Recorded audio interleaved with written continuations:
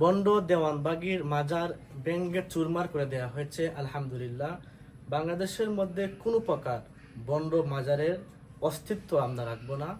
এই সমস্ত বন্ড মাজারের আস্থানা ভেঙ্গে দিতে হবে।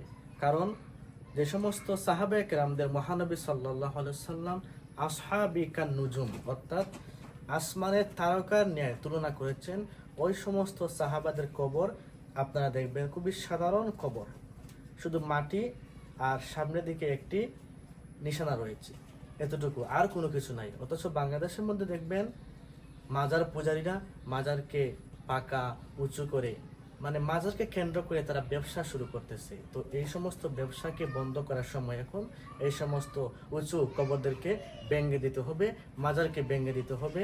আলহামদুলিল্লাহ, আজকে আমরা একটি খুশির খবর পেলাম, এই ভণ্ড মুশরিক দেওয়ানবাগির মাজারকে ভেঙে দেওয়া হয়েছে। আমরা এই সমস্ত মুসলিম ভাইদেরকে ধন্যবাদ জানাই এবং আমরা এদেরকে আহ্বান করব, আরও যত ভণ্ডের আস্তানা রয়েছে বাংলাদেশের আনাচে কানাচে, এই সমস্ত আস্তানাকে এখনই সময় এগুলোকে ধ্বংস করে দেওয়ার। কারণ শিরিককারীর সাথে কোনো প্রকার আপোষ হবে না।